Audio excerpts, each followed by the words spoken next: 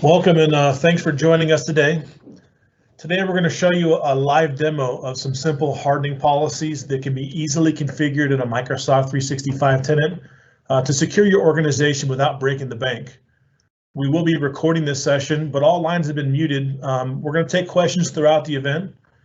And I want to start by reminding everyone to please open up your Q&A panel. Please type your questions as you think of them. We'd love to get some feedback from you guys and answer your questions today. We'd like everyone to take a moment right now to drop us a note so we know you found it. Here with me today is the CEO of Diamond IT, Matt Mayo. He'll be helping me produce our event and also helping answer those questions. Hello, everyone. So Diamond IT is a security-focused managed service provider. We were founded in 2005 with offices in Bakersfield and Los Angeles. And we're really proud of our associations with organizations like Vistage and Evolve peer groups. Our memberships in these groups really help us to constantly improve as we share ideas with other like-minded organizations with the common goal of being best-in-class service providers. And we're also on the Secure the Village Leadership Council, where we take pride in helping educate the community and serving as cyber guardians. It really does take a village to achieve a strong security posture. So a little bit about Diamond IT before we get started. You know, we know that malware's evolved right alongside personal computing since the days of prank programs on large mainframes. But today we survive in an internet-based world where bandwidth is cheap and we consume massive amounts of media-rich content. There are more browser and web-based applications available every day. These are all very easy to use and very quick to develop. And there's this shift towards personal IP-enabled devices, things like smartphones and internet-enabled devices. I want everybody to raise their hand for me here. Who has an Amazon Dot or a Google Home device? You know, my kids love to holler at Alexa to play music or to turn on the lights in the living room. And we also have social media applications, things like Twitter and Instagram, even TikTok now is big in the news. They've all become conduits to mainstream communication today. All of these mechanisms are creating channels or larger attack surfaces that organizations can't secure and ones that really can't be ignored any longer. And this is all because work is no longer a place you go. It's a thing that you do from any location. The cloud has made it so simple to access data outside the office. The reality is the way we work is changing, and it's exposing businesses and organizations to new risks, especially as new users are spending more time on less secure networks while they work from home. So Verizon releases an annual data breach report, and it spells out that 94% of malware is delivered via email. You know, phishing attacks, they account for more than 80% of reported security incidences. And these same kinds of studies, they tell us that the human firewall is always the weakest link in the security chain. So consider the fact that your employees are surrounded by more distractions. We're all in an emotional state under a high cognitive load, and there's just a general ambient anxiety. Attackers are always exploiting new opportunities as the way we work changes, and that's why things like security awareness training and policy hardening, they really are so important. When we look at the threat landscape, Proofpoint Threat Research, they found that there really hasn't been a significant change in the volume of threats. The threat landscape isn't any more active, but there is an increased trend in the effectiveness of these attacks, especially ones that leverage COVID-19 lures, because social engineering is so successful. And that's why more than 80% of the threat landscape is now directly related to coronavirus lures. The reality is COVID phishing attacks are no different than any other traditional email attack. The difference is the effectiveness of the attack because they use very compelling and very topical, lures, COVID. Human security is crucial now more than ever. We're hit with phishing emails every day, and it only takes one click by one employee to introduce malware into your network and potentially shut down your organization's ability to operate. Threat researchers, they found just last week on Friday that the world's most costly and destructive botnet has resurfaced after a 5-month absence. They observed nearly 250,000 emotet messages were sent last Friday, and this number continues to grow. Early versions of this emotet Trojan, it had a module that was used to commit banking fraud. It was commonly known as a banking Trojan, and for years has been widely classified, as such. But later versions, they now load third-party malware. Recently, Emotet has been delivering third-party payloads for things like spamming and credential stealing, email harvesting, and also for spreading across the local network. And here's why it's so dangerous. Emotet is super resourceful and super versatile. So emails often come from someone that you've previously communicated with, using subjects and contents from previous email threads. And this information is usually collected from the inboxes of infected computers. It's easier to trust messages that come from someone you know or from someone that you've worked with in the past. And the inclusion of legitimate content from previous message threads in these messages, it makes it much harder for spam filters to detect. But the hardest part is when these malicious tools, when they steal your credentials. These messages, they can be sent from a real user and from a trusted server. So some of the policies I'll demo in a bit, they're really designed to help us minimize some of these risks. I want to ask everyone the question and maybe show us by a show of hands in the Q&A. Have you ever noticed that security warning when you open up an Office document? The one that says that macros have been disabled and it has that button for you to click to enable that content. Did that warning make you pay attention to the document or its origin or its source? And did you trust that when you opened it? So this particular image on this slide is from Malwarebytes, and it's a current example of an email with a malicious attachment. It's actually an example from last Friday's reappearance of Emotet. The document has a malicious macro embedded in it. And when it's enabled, when you click that button and you enable that macro, that content, this example actually downloads and installs Emotet. And of course, from there, Emotet can download and install additional modules for credential stealing or email harvesting or spreading across your local network. I don't think I could personally say it better than this guy, Curtis Franklin, did in this article by Dark Reading. So I want to read from the quote for just a second. And it says, malware as a service has seen criminals take over victims' computers and maintain them as assets, renting them out for a variety of purposes. Once infected, a computer can be a crypto miner one day, a spam spewing bot the next, and if a keylogger can grab account credentials or for banking or other applications, it's just additional revenue for the criminal. So I think of this as like an Airbnb for hackers, right? Once you have a Trojan or you have an infection with something like Emotet, they can be for sale and be rented out by other groups and other hackers, other threat actors, and used like an Airbnb. And one day it's sending spam, and the next day it's key logging or crypto mining for the owner. So some of these tools and services, I mean, they've really made it easy for anyone to become a hacker. For example, a keylogger can be purchased in the dark web for as little as $25, and it even includes a 1-800 number for hacker tech support if you need help to make it work. Researchers recently discovered more than 28,000 web pages that were created by hackers for personalized spear phishing attacks that were designed to steal credentials. It's really all about the money. It's not personal. Verizon's data breach report from this year confirmed that 86% of breaches were financially motivated. So I'm going to share out a browser here in just a second, a browser window, and I'm going to do a live demo of some of the basic policies and hardening configurations that can be configured easily in a Microsoft 365 tenant. The primary purpose of this demo is to show you just some of the ways an organization can minimize the potential for a data breach or a compromise just by leveraging tools and licensing you may already have. And we're going to try and follow some of Microsoft's security best practices here. So I'm going to stop sharing my slides and I'm going to share out my browser window here. Please let us know that you guys can all see my Chrome browser here in incognito. And so we're going to log in here to the Microsoft Admin Center, and the URL here is admin.microsoft.com.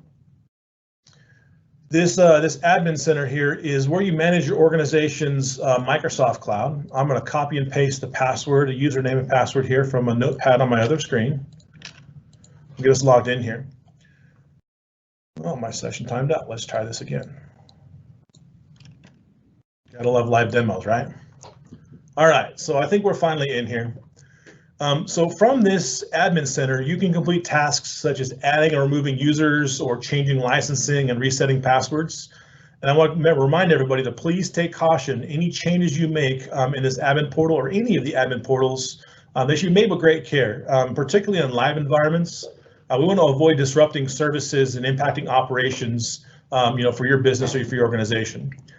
And when you get logged in here, it's important to note that some of the menu options over here on the left-hand side, they may not be displayed by default. You might have to click on this option here to show all in order to see all of the options that might be available. And it's also important to note that there's many ways to complete the same task.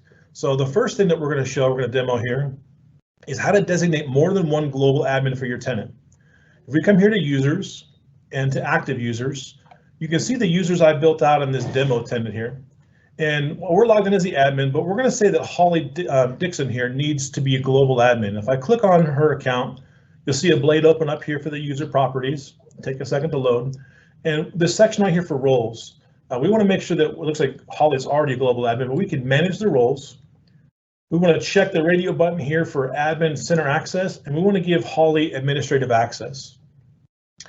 It's really important. Microsoft recommends you assign at least 2 to 4 global admins. One of the primary reasons is you don't want to get locked out of your Microsoft tenant if passwords are lost. So you always have a second entryway there. But it's also important to delegate an additional admin because it creates an audit trail. If you have a single admin account, just administrator, and you share that with multiple people, it could potentially be difficult to trace malicious activity. And when you do set admin access, you want to make sure you use a least permissive role to give someone access. So if you have someone that just needs access to administer your Exchange server, you want to give them just Exchange admin. And if you need someone to have access to be just a help desk admin or a user admin, you want to give people just the level of access they need. We really don't recommend designating business owners and managers with global admin access on their primary account. If they need access because they're managing the organization of the tenant here, you should set up a secondary account to be used as a dedicated admin. So in Matt's example, we would make, instead of getting Matt Mayo global admin rights, we would make a new account, a second account for Matt called Matt-admin, and that's where he has his global admin rights. Because as business owners and as managers or as leaders in an organization, we really are the targets of a lot of attacks. And so we want to have that separation between the admin access and then your daily access. And to give you guys a good example where you can make these changes, these role changes in more than one location, is we're making this change here underneath the active users option here and under Holly. But you can also come here to the roles section. Under roles, you can see all the same admin accounts, including the global admin. If we click on this thing, it'll show us here we have 7 admins in this particular tenant, and all the ones that are listed here. Mind you, this is just a demo. Microsoft really recommends 2 to 4 administrators on a Microsoft tenant.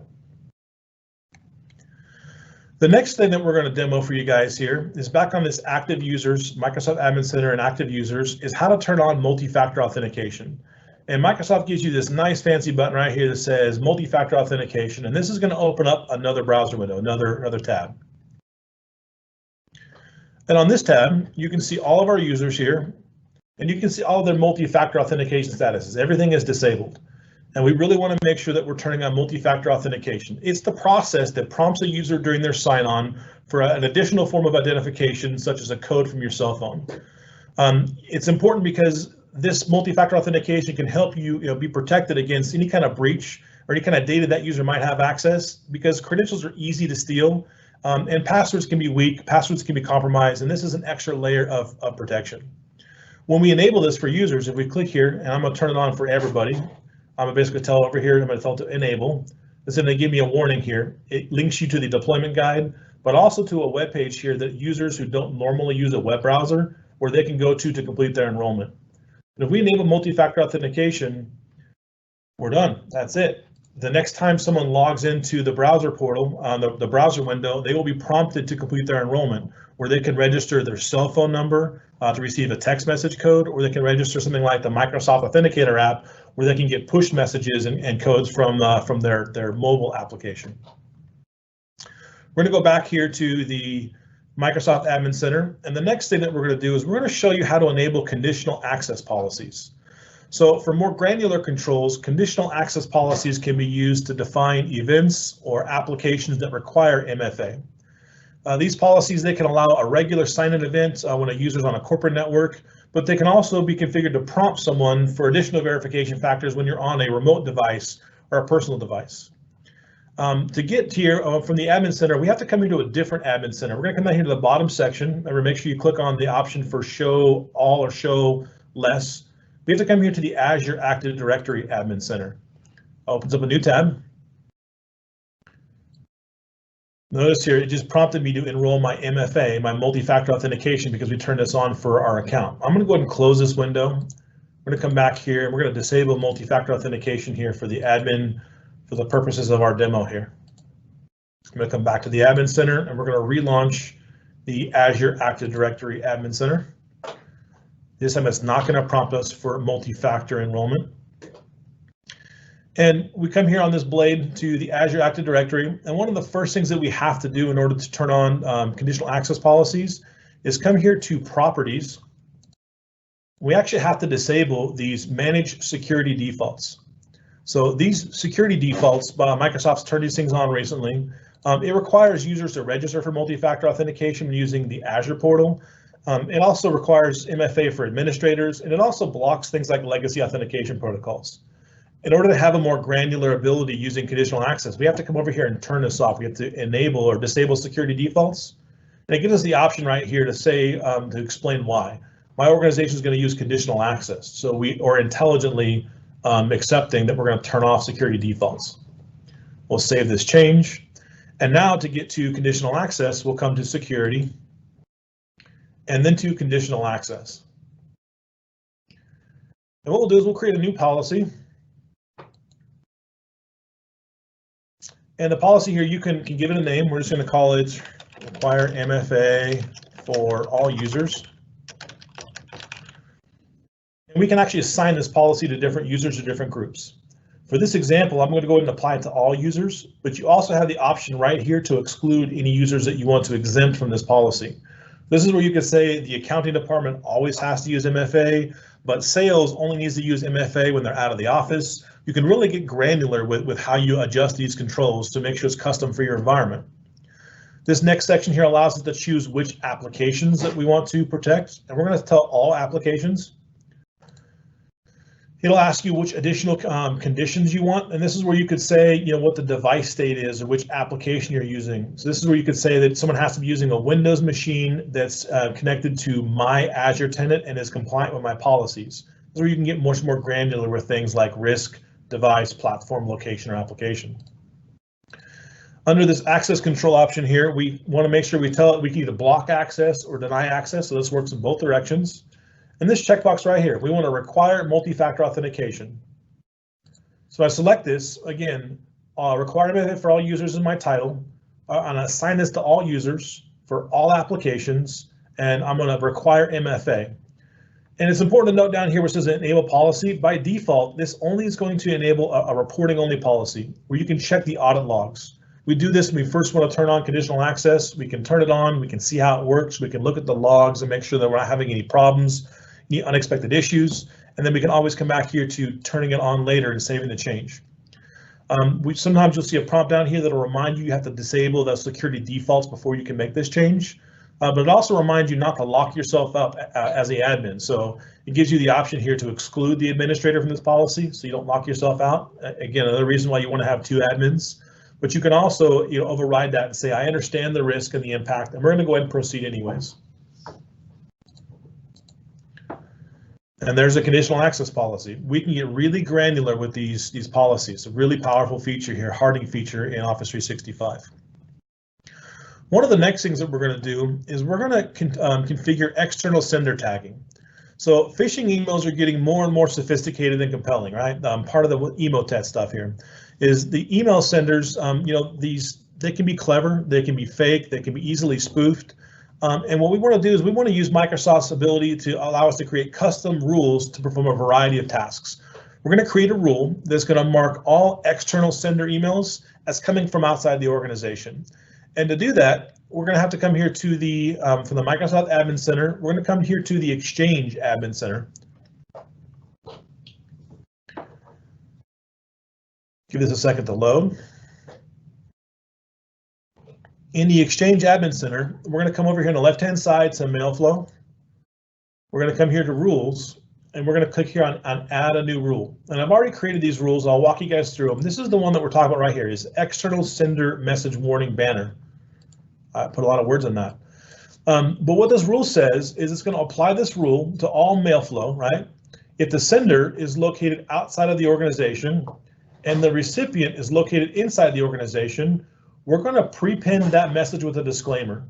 And this is the HTML code for the disclaimer. I'll show this to you in a second. This can be simple text that says, careful, this email came from outside of your organization, or we got a little fancy here with some formatting.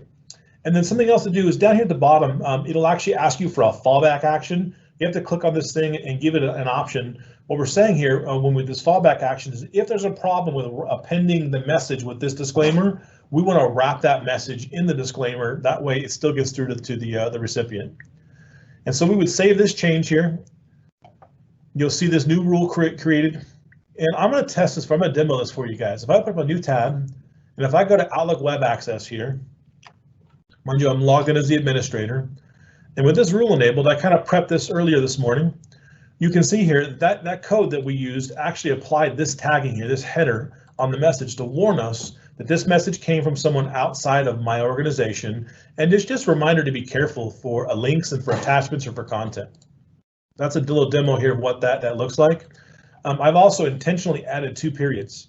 So I want to make sure that this is something that I can recognize and identify by looking for something unique that's a misspelling or something that you know, a threat actor might not clue into if they're trying to reproduce what I've done here. One of the next things that we're going to do is we're going to set up a client rule. We're going to block forwarding. So another transport rule can be used to help stop exfiltration, data from leaving our environment or our organization. If someone did have a compromised mailbox, it's really common for threat actors to set up email rules to intercept or to forward messages somewhere else. It's increasingly common, data leakage, and we see in more and more organizations. We can set up a rule to block auto forwards from emails. So we're going to come back here to our rules. Again, Exchange our Microsoft 365 Admin Center and Exchange Admin Center, and that takes us here. We have to come over here to Mail Flow Rules and then Rules. And we have another one here. It says block email forwarding to external email addresses. We open this thing up. We say if the sender now is opposite, is located inside the organization, and the recipient is located outside the organization. And a third condition here, the message is an auto forward, meaning something that's coming from our inbox rules. Then we want to reject the message, and we can customize the message that gets sent. And we're going to basically tell the recipient, the sender, that external email forwarding via client rules is not permitted. I'm going to go ahead and save this one for you real quick. And I'm going to go back to this inbox, back to Outlook Web Access. And we'll show you here. This is what that rule would look like. If we come here to Settings and to Outlook Settings, and we'll come here to Mail, Rules, and we're going to make a new rule here. This rule is actually already here. We're going to edit this rule. So this is what a threat actor might do. Is someone compromised, someone stole your credentials or was able to get into your mailbox. They might set up a rule like this that says, hey, I want to take all messages, apply this rule to all messages. I want to forward this thing to my hacker email address as an example. That way I get a copy of everything that you get in your inbox. So if there's some payment information, your payroll information, a business agreement, something you're working on, that threat actors can now do some reconnaissance and can learn all about your organization. So one of these rules is configured and is used. The rule that we just made on the Exchange server, on the Exchange side here, basically says, hey, a custom rule stopped, created by the admin, stopped your message. It stopped it because an external mail forward via client rule is not permitted. This stops someone from compromising our mailboxes, something like Emotet with stolen credentials, and preventing them from doing reconnaissance or from exfiltrating information out of your email system using rules configured in Outlook. As simple as this. If we didn't know this was here, we didn't get that message, this rule could be here for days or weeks or months, and we would never know that someone was reading all of our messages and they're being sent outside. Good hardening policy, good protection here. One of the next things that we're going to do is we're going to enable audit log search. So you really should enable audit, audit data recording for your Office 365 services. This ensures you have a copy, a record of every user and every administrator's interaction with services. So user and admin activity from your organization is recorded in the audit logs and retained for between 90 days and 1 year, depending on which license the user has. Some organizations may have a reason to not want to record that much data, and you can obviously adjust those retention periods.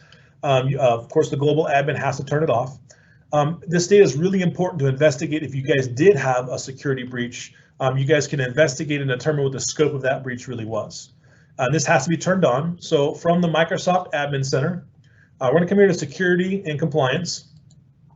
And Microsoft loves to make changes. They're constantly developing and improving these services. So there's actually a security center, a compliance center, and a security and compliance center. So there's 3 different places. They all look a little bit different.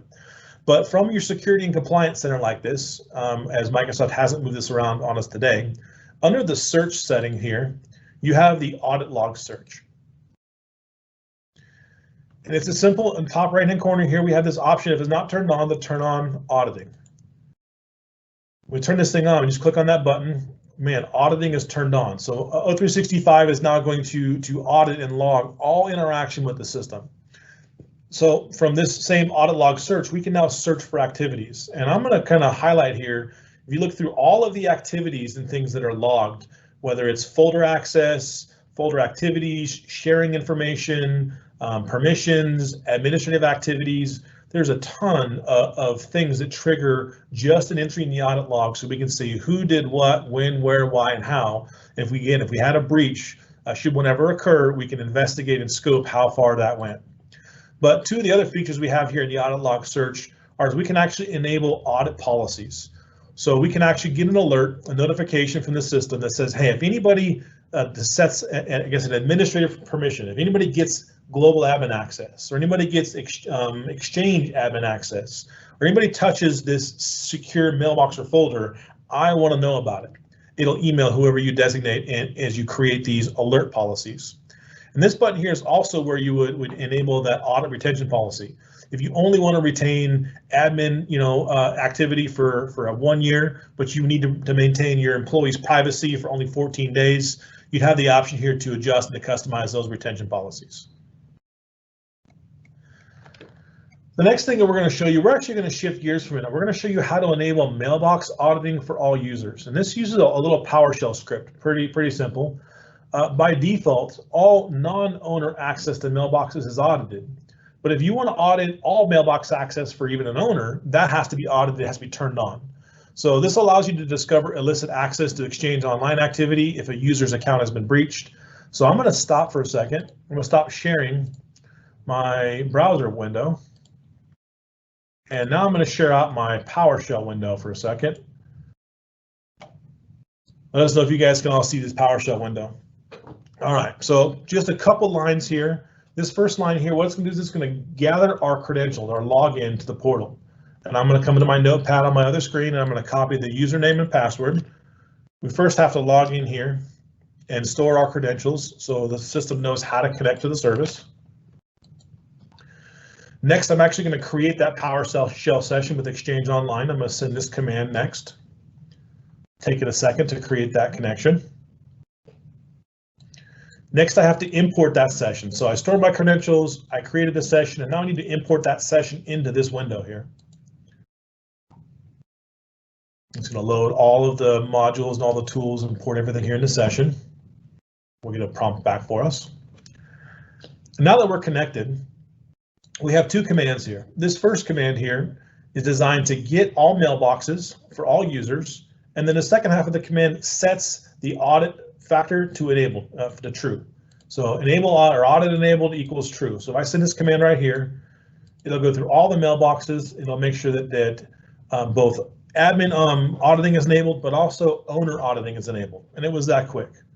This last command here, this actually will audit those settings. So if I send this command, it'll give me a report and read back to me that for everybody except for the discovery mailbox, that auditing is enabled.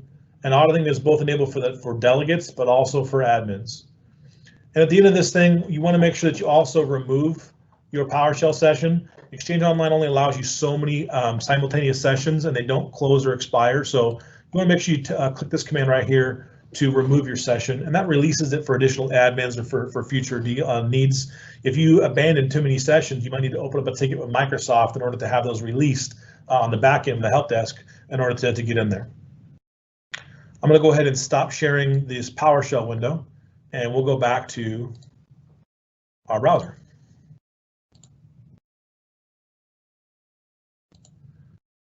Again, I want to make sure everybody can see my my browser window. Please let us know that you guys can see that. So something else that we're going to do here is we're going to set up some outbound spam notifications. You should set this up so you're notified and you get a copy of someone that might be sending emails from your tenant and it's been blocked for either sending excessive amounts of spam or for viruses. A blocked account is a good indication that the account in question may be breached, and then an attacker is using it to send spam to other people. Again, one of those emotet things that we can really relate to the current threat landscape. So from the Microsoft 365 Admin Center, we're going to go ahead and go to Security and Compliance again, open up our Security and Compliance portal. And we're going to come under here to Threat Management and under Policies. More than one way to get here. We have anti-spam policies. And sure enough, here we have inbound. We also have outbound spam filter policies. If we expand this option, notice they're all on by default. But if we expand this outbound spam filter policy, we can edit this policy to customize it. And one of the sections right here is notifications. We want to check these two boxes to get a copy of the message and to notify the sender that a message is being sent. You have to add people here. We actually have to type in the email address of the person that we want to collect these things. So this might not be the admin. This might be a manager. This might be a business owner. This might be someone in charge of your security officer. You can designate who you want to get those messages here. And when we're done, we'll save the change. This one didn't save. We'll add this one. And now, if any one of my mailboxes is a part of my organization or my tenant is caught sending outbound spam, we will get copies. They'll be sent to us. Refresh this here. You see that this is on now. We'll get copies, so we'll know that we might have a compromised account. Next thing I want to show here is calendar sharing details. So you shouldn't allow your calendar to be shared with external users. This feature, it allows you to share your full details of your calendar with an external sender, but attackers are very commonly spending time learning about organizations. They perform reconnaissance before they launch their attacks. And making publicly available calendar details, they can help an attacker understand your organizational relationships, determine when specific users may be more vulnerable to attack, like when they're on vacation or when they're traveling. So back in the admin center here, if we come here to settings and then org settings, we're going to come to the calendar section here where we can actually adjust the calendar sharing permissions. And it gives us options to control for your organization. You can customize how you want to make sure that things get shared. And we can share our calendars with external people. We can allow anyone to send invitations to share their calendars, but instead of sharing all details, we really only want to share free busy information so people can see when we have blocks on our calendar or we're not available. We don't want to tell them that we're going to be on an airplane for the next 6 hours. That would be a really good time to email our payroll clerk to have your payroll direct deposit information changed. And when we're done, we want to make sure we save this change.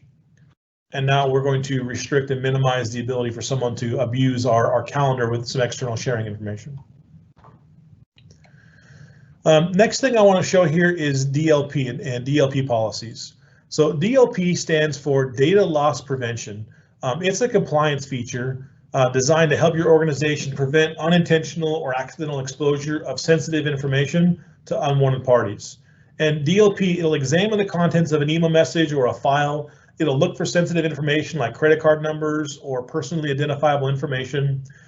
Using like regular expression, pattern matching, and a combination of other factors, including keywords, it'll block or restrict and control the leakage of that data. And sometimes customers, they dismiss DLP, this data loss prevention, because they don't consider themselves to have the type of data that needs to be protected. But any business can handle sensitive data on a regular basis and not even realize it. But more importantly, you might have a business agreement with a client or a vendor that may require you to have the DLP. So if we come here to the Microsoft 365 Admin Center and to Security and Compliance, on the left-hand side here, there's a data loss prevention section, and we can come here to policies. So these policies, they can be configured for auditing. We're going to highlight this policy that I've already staged for us. Give it a second for it to actually load for us to be able to edit this thing. But these policies, they can log the event of data loss prevention, these flag of data for auditing purposes. We can display a warning to users, or we can actively block or encrypt those messages and that data before it leaves our organization. There are more than 100 different sensitive information types that can be detected. When we edit this policy here, we give it a name, and of course you can right here, you can determine whether you want to turn these policies on, whether you want to them out, whether you want to audit these things and show policy tips, whether you want to turn it off and stage it for later. And this one's turned on. Under locations, we're only applying this policy to Exchange email, and I'll show you why in a second, because we're going to encrypt emails. But you can have multiple policies, different policies for different types of applications or locations or users with exclusions. Lots of granularity here. But the basics of this policy here that we've created says for low volume detection, we're going to detect that whenever content is shared with people outside of my organization and we detect these sensitive information types, we're going to take two actions.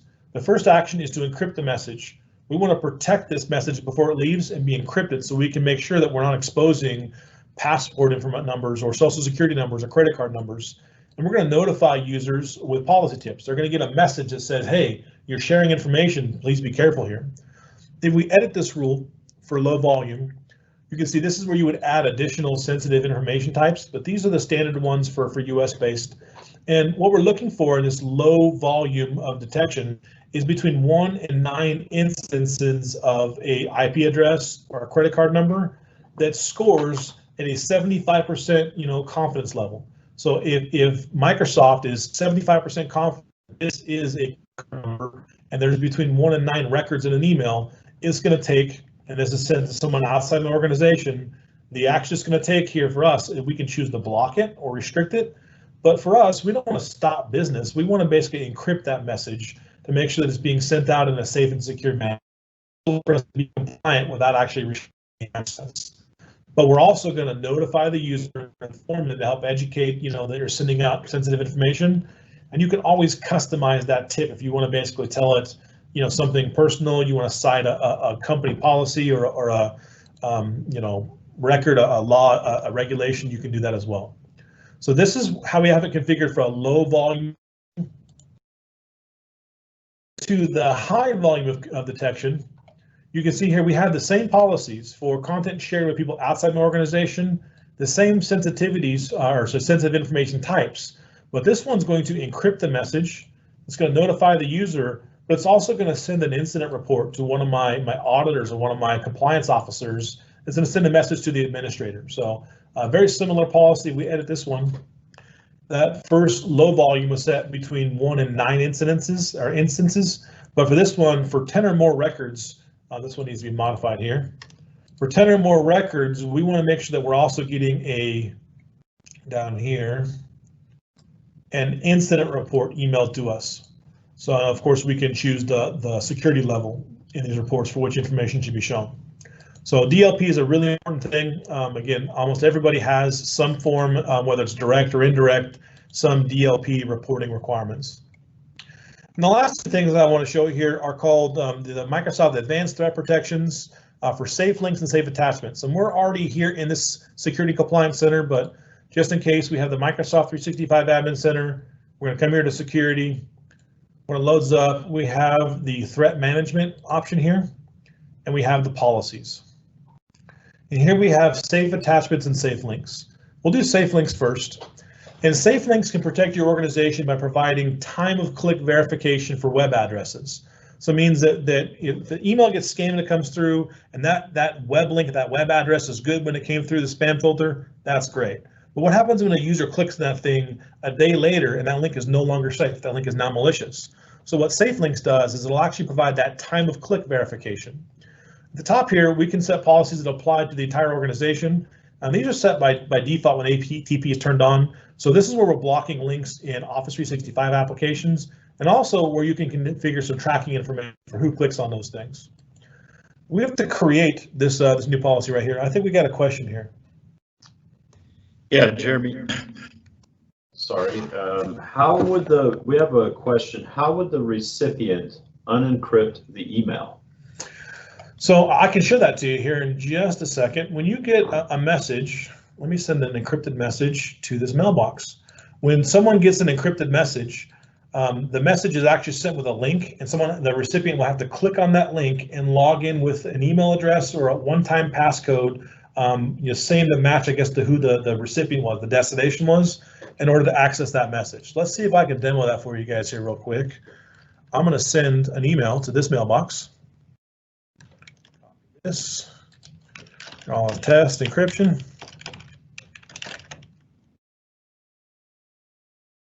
It's a great question. And file, set permissions, encrypt only.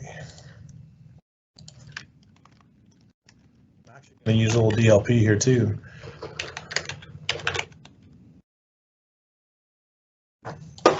All right, so hopefully that message will come here in just a second. And because I sent it using Microsoft 365 encryption, I also sent it using Diamond's DLP policy. I put a dummy social security number in here, just typed a bunch of numbers here.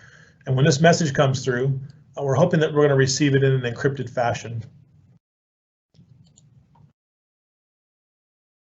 So this one didn't come through encrypted here.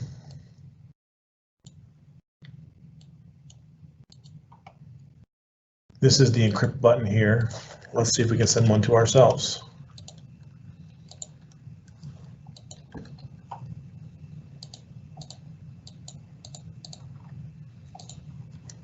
It's a great question. A little difficult to live demo here for you guys, but we'll give this one more quick chance. See if we can share it with you here.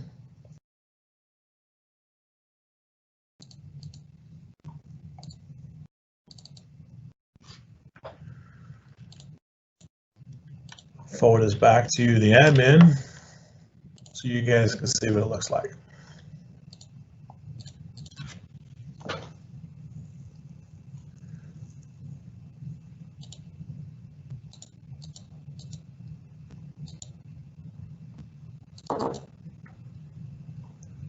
All right, can you guys still see my message? So this is something similar to what the recipient will receive when the email is encrypted. Basically, it'll tell you that you received a message that's been protected. You have to click on this link in order to read the message. When you click on that link, it'll take you to a browser window. It'll give you the option to log in with a one-time passcode or to log in and to verify that you are the intended recipient. Give this just a second to load here.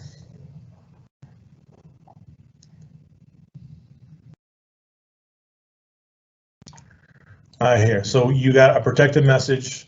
You have to sign in to view this message, and you can either sign in with your O365 account if you were the recipient, or you can get a one-time passcode in order to launch that. And of course, it's going to prompt me right here to log into my account. So, in the interest of privacy and security, I'm gonna not log in here to view that message, but it's a good idea of what it would look like when you get that message. You click on that link. All right, so back to safe links. If you have any more questions on that one, I'd love to set up a call, or maybe we can help you guys demo that, even in a private video. So with safe links, let's go back to safe attachments here. If we come back here to, let's go back here to safe links here. So in our safe links window, when you create a new policy, under settings, we have the option right here. We're going to turn this on. It says that URLs, the addresses, will be rewritten and checked against the list of known malicious websites when a user clicks on the link. And this can be turned on for both email, but also for things like Microsoft Teams. It'll even do it in real-time links and to point to files, I guess. If it's pointing to something else in your SharePoint or your OneDrive, it'll apply these messages. Even things that are sent inside your organization. So if someone's mailbox gets compromised and it's used from a trusted source, trusted sender, to send to someone else in your organization, we're going to scan even inside our organization as well. And then something important here is when you come to applies to, you got to make sure that you tell the policy who you want it to apply to. And typically we tell it for the entire domain. If the recipient domain is my demo domain, this would be your business's domain. This is where these are the settings and this is the scope in which it applies. And of course, we can always add exceptions or exclusions. You can apply this to particular recipients or particular groups. So you can have granular and very detailed, very deep safe links policies, DLP policies, lots of control and granularity with these things. If we go back here to the Security Compliance Center, threat management, and then policy, we can also do very similar here for safe attachments. And what safe attachments are is a feature that checks to see if the email attachments are malicious. And of course, it takes actions to protect your organization. Notice by default up top here, we have the ATPs turned on for SharePoint, OneDrive, and Teams, and also for Office clients. And down here, we could create a policy to protect email attachments. I've got one staged here for us, and if I edit this one, either double click or click on the pencil. The general tab just gives us a name and a description, but it gives us some settings here. And this is a little unique. You can actually turn off the attachment scanning. You can have it monitor, block, or replace. But the most common one that we use is dynamic delivery. What we do is we deliver the message without the attachment to the mailbox right away, so we're not delaying the message. And then once the file's been scanned and we know that it's clean, Microsoft's advanced threat protections is make sure it's safe. It'll reattach that file, that attachment to the message, so it can be accessed later. And of course, we have applied to. This is where you can define the scope of where this policy is used. Again, typically we don't do it for recipients or for groups. We typically do it for the entire domain, and then you can get more granular from there as part of a base policy. I think we have another question here. Yeah, Jeremy, we have a question. Does Microsoft Teams allow for two-way voice communications? Yeah, Microsoft Teams, using their phone and telephony, capabilities is a huge thing. People are replacing their phone systems and using Teams as a phone system by adding phone services. There's a company called Evolve IP that has some really good telephony services. It even allows you to use SIP phones and desk phones. Gives you a lot of call center features, deep, rich auto attendance, and third-party integrations.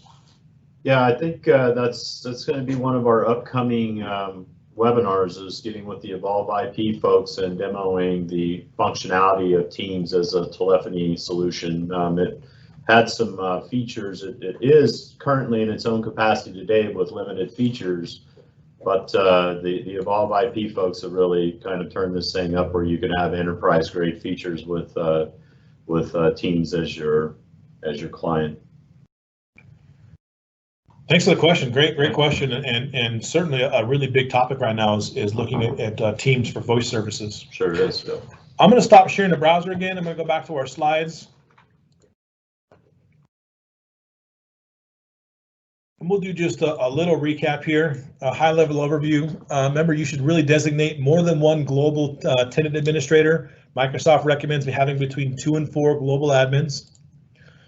You really should enable MFA for all user accounts because credentials are easy to steal, and MFA can help protect against weak passwords and compromised credentials. For more granular controls, you can use conditional access policies to define events or applications and prompt for additional verification factors when someone's working from remote or from a personal device.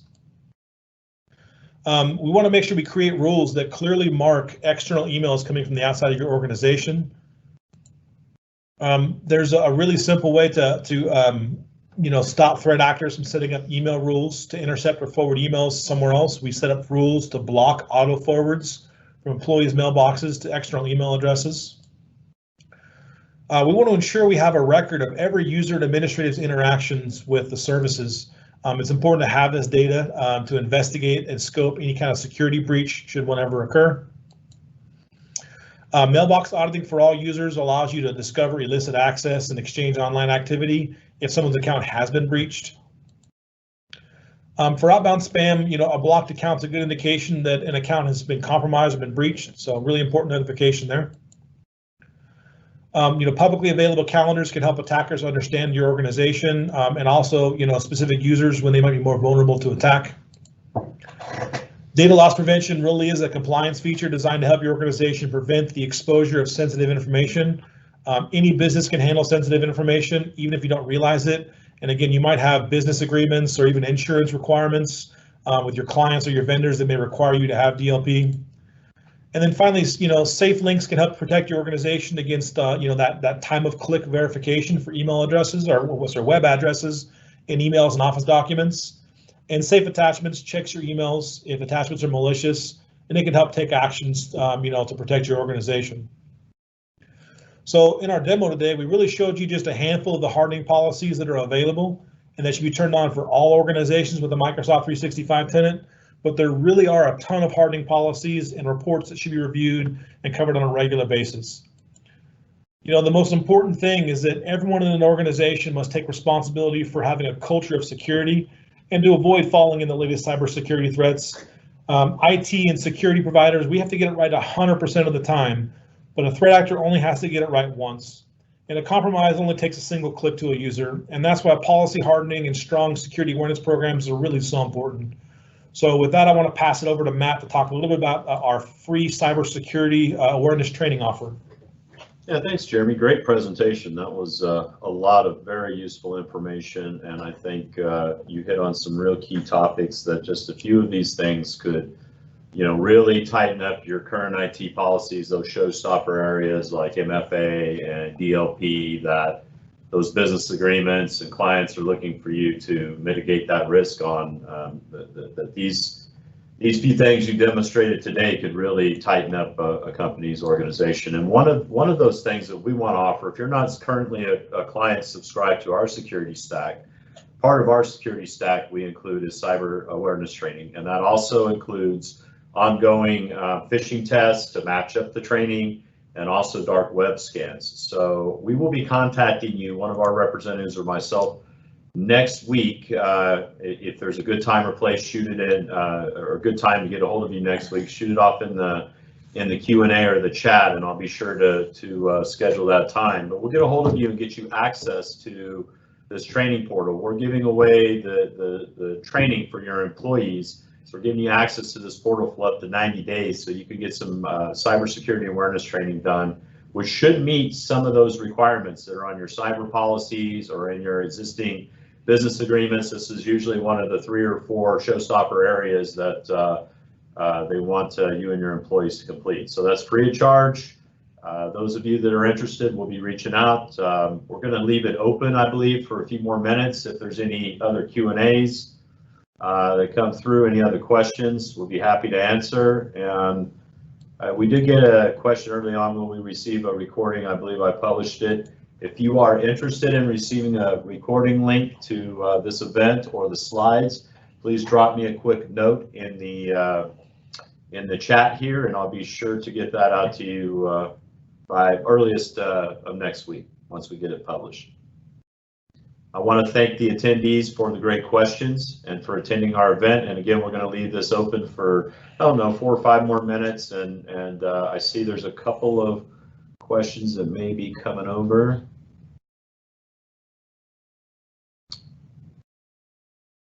Okay, I've got Keith, I'll send you a copy. And then there's another question. Are outside email senders notified of their sent emails are being blocked? So we have granular control.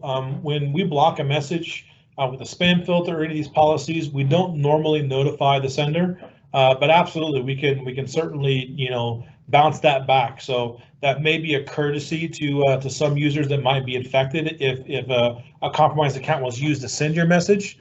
But it could also be a tip off to you know, a threat actor. If they're using a dummy account or if they're using something that isn't legitimate, you might just tell them that, hey, our tool caught it, and you might even give them you know, the option to improve their process or their methodology. So we do have granular control. It's not a typical thing that we configure, but it is a possibility. Awesome, thanks, Jeremy. It's great questions.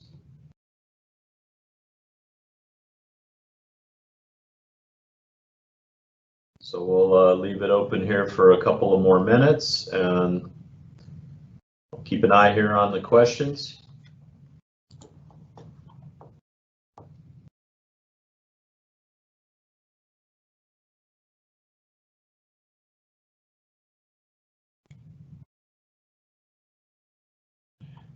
Yeah, if you guys have any questions, you know, even outside of this session today, please feel free to drop us a line, reach out to either your account manager or to Matt or myself. Our email addresses are here on the bottom of the slide.